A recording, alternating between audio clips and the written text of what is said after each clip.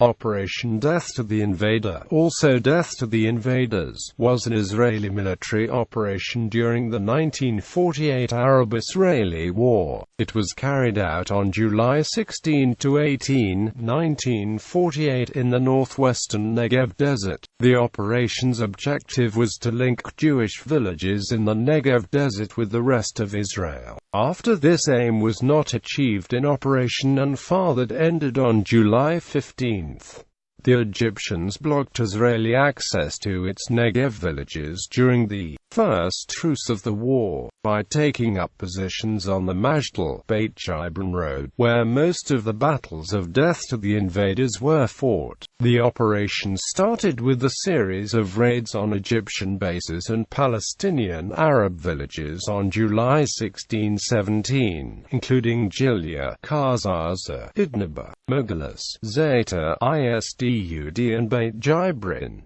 It was followed on July 17-18 by assaults on Beit Afar, Hill 113, Korkaba and Haliakar, which all failed. Finally, on July 18, the Israelis captured Hatta and Karatia, successfully fending off a last-minute Egyptian counterattack before the second truce of the war went into effect. Background: Jewish settlement efforts in the northern Negev desert, such as the 3 lookouts and the 11 points in the Negev, created a reality whereby a large Jewish enclave existed within predominantly Arab-inhabited territory. The latter effort was a response to the Morris and Grady plan for the partition of Palestine, and was instrumental in the final decision of the United Nations Special Committee on Palestine for the Palestine Partition Plan. The Egyptian army invaded Israel on May 15, 1948, following Israel's declaration of independence on the previous day. They attacked Niram and Kfar Daramat first, and the main column advanced up the coastal road northwards.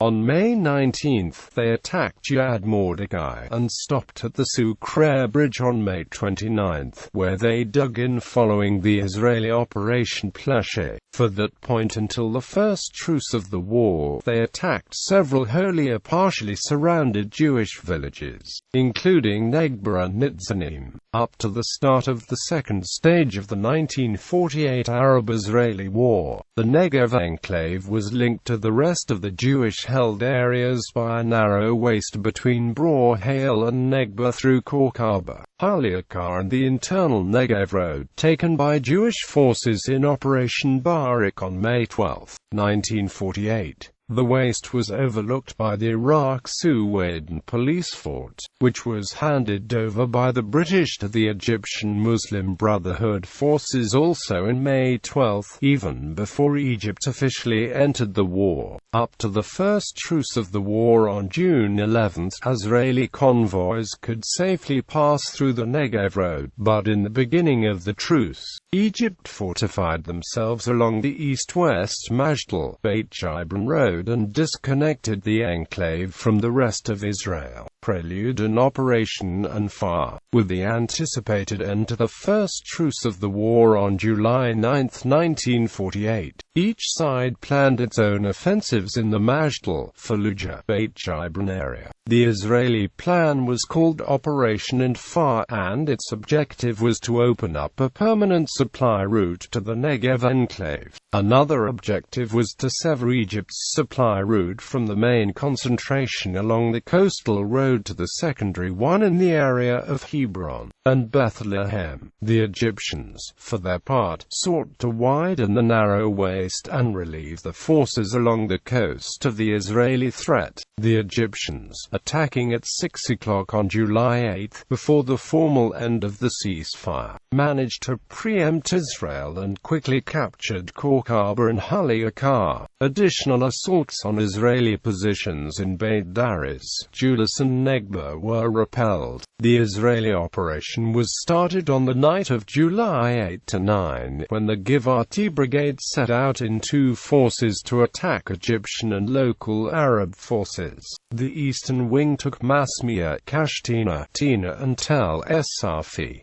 The southern wing took Ibdis and the village of Iraq-Suwaiden. A simultaneous attack by the Negev Brigade on the Iraq-Suwaiden police fort failed. Hostilities resumed on July 10-11, when Givati raided Isdud, and the Egyptian army staged a failed counterattack on Tel Es-Safi. They did however take the Hisimo position overlooking Kibbutz Galon. Another Egyptian attack on Julis was also repelled. The biggest Egyptian thrust came on July 12, when it sent a reinforced brigade to Negev, Ibdis and Julis, with the disastrous result that, along with the Egyptian army's ammunition shortage, turned the tide clearly in Israel's favor. On July 12-14, Givati fought for and recaptured Hill 105 next to Negev, and repelled an Egyptian attack on Barca. On July 13-14, Israeli units blew up a bridge next to Bayt Jibrin, and on July 14, repelled an Egyptian attack on Galon. On July 14-15, the sides waged a seesaw battle for Hatta and Beit Affa. Although exhausted from 7 days of fighting and not accomplishing their objectives, IDF units in the area achieved a measure of success and started preparations to exploit it. The General Staff feared that the United Nations Security Council would impose a ceasefire while the Negev was disconnected, as the exact date of the truce had not been known yet, with the UNSC meeting taking place on July 16, 2 days after the General Staff meeting. The General Staff therefore ordered a last-ditch effort to break through, reinforcing the Givati Brigade with Moshe Dayan's 89th Mechanized Assault Battalion of the 8th Brigade and units from the Israel Navy. While the objective of death to the invader was essentially the same as that of Anfar, the method in which it was meant to be carried out was different. While in Anfar, the connection with the Negev would be made on the internal road between Julis and Buria. In death to the invader, it would be between Iraq-Suwaiden and Fallujah, through Karasia. Raids of July 16-17. Operation Death to the Invader in fact started with advances against Palestinian Arab localities, not Egyptians. On the night of July 16-17, IDF units set out from Masmiyat El Safi and Kfar Menahem to clear the flanks. They mainly captured villages which were depopulated after the fall of Tel Es-Safi, Gilia, Kazaza, Idnibra and Megalis. The southern wing took Zeta and staged a raid on Bayt Jibrin. At the same time, forces from Gan Yavna circled Wadi Sucre and raided the Sucre bridge. The Egyptians returned artillery fire on Gan Yavna, Bitzaran and Hatzor. The Negev Brigade's 9th Battalion meanwhile captured Bir Abu Jabir, south of Fallujah, which had been defended by a Muslim Brotherhood platoon. Battles of July 17-18. Beit Affa, located about 2 kilometers east of Negev, was defended by a well-entrenched Egyptian unit. On the night of July 17-18, Israel attacked in the strength of 2 companies, one from the 54th Battalion of Givati, and the other an amphibious assault unit from the Navy, subordinated to the 54th S commander. The naval unit advanced through a wadi from the north, hoping to surprise the Egyptians, but were in fact spotted while preparing to set up. At midnight, they emerged and attacked in 2 prongs, and despite heavy fire, managed to capture a frontal position and pushed ahead to the center of the village, setting up there and exchanging fire with the Egyptians. By that time, most of its commanders were wounded. Meanwhile, the Givati company set out from Negev and circled Beit Affa, attacking from the south. They came quietly, but due to lack of intelligence were unaware pair of barbed wire fences in the southern end of the village. They were thus pinned down and failed to advance, and no operational reserve was allocated that could assist them. Seeing this, at 3 o'clock, the battalion commander issued an order to withdraw, and jeeps were brought from Negev to help in this endeavor. However, the naval company was in a dire situation and did not have a viable retreat path. In addition, one of its units did not hear the order. The retreat was therefore disorderly, and numerous dead and missing were left in the field. The naval company suffered 19 dead, 3 captured and 28 wounded. On the same night, Israeli forces set out from Judas to take over Hill 113, just west of Negev. The attack failed and they retreated. A raid was also conducted against Iraq al-Manshia. The Negev Brigade for its part was meant to retake Korkaba and Ynhockey, but had absolutely no intelligence on the Egyptian and Saudi units and the defenses in the area. They attacked Hill 131.2, just northeast of Ynhockey, and Hill 138, suffering 21 dead. 7 wounded were rescued after the battles of Hatta and Karasia, while Naval and 54th Battalion units were fighting at Bayt Jibrin. The 52nd, 53rd and 89th Battalion set out to capture Hatta and Karasia. The mission of taking Hatta was given to a company from Givat's 52nd Battalion, and for Karasia, the IDF sent the 89th Battalion, a company from the 53rd, and a number of sappers and commandos from the 52nd to block possible reinforcements. The forces left the staging area at Juzair at 2200 on July 17.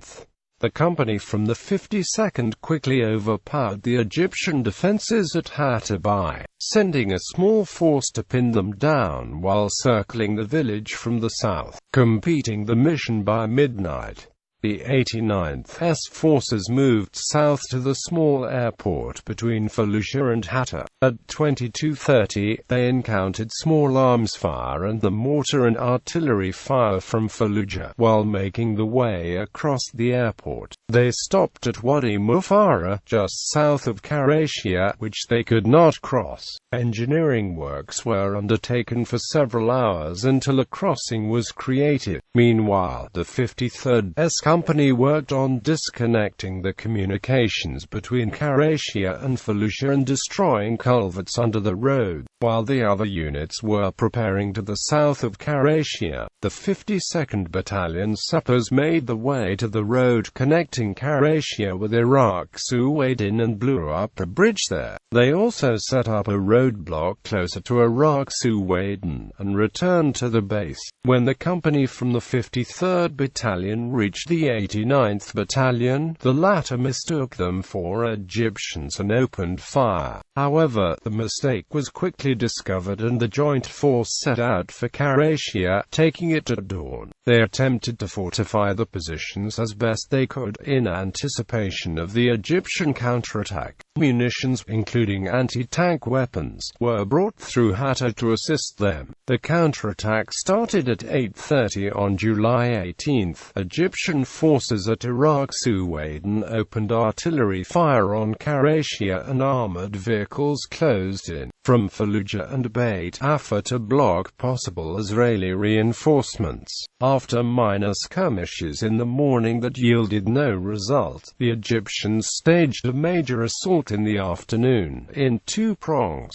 each employing tanks and armored vehicles in front and infantry in the rear. After a tank from the northwestern prong took a hit from an Israeli P.I.A.T. shot by Ron Feller, the entire northwestern force turned back. Feller got the Hero of Israel citation, one of 12 in the war, for his actions. The southeastern prong subsequently had no choice but to retreat, which they did in an orderly fashion. The second ceasefire of the war came into effect at 1900 on the same day, stopping further hostilities for the time and ending the 10 days period of the war. Aftermath. While the Israelis were successful in several attacks, most most notably in Hatta and Karasia. The main objective of linking up the Negev and Givati areas was not reached, and going into the second truce, the Negev villages remained an enclave surrounded by Egyptian positions. However, the capture of Hatta and Karasia, to the south of the Majdal, Bayt Jibrin road, forced the Egyptians to create a Burma road between Iraq, Suwaidin and Fallujah. The operation ended the 10 days period of the war between the first and second ceasefires, with few territorial changes in the south. According to the Egyptian commander in Palestine, Ahmed Ali al-Mwawi, the situation at the end of this period for the Egyptian army was not good, owing to a lack of ammunition, coordination and morale. Historian David Tal attributes the Israeli operational failure to the lack of cooperation between the Givati and Negev brigades and the Lakau offensive initiative. Neither the Givati nor Negev brigades got serious manpower boosts to replace the losses, and both were forced to allocate significant forces and resources to static defense. In that light, Tal asserts that the Egyptians succeeded more than the Israelis during the 10 days,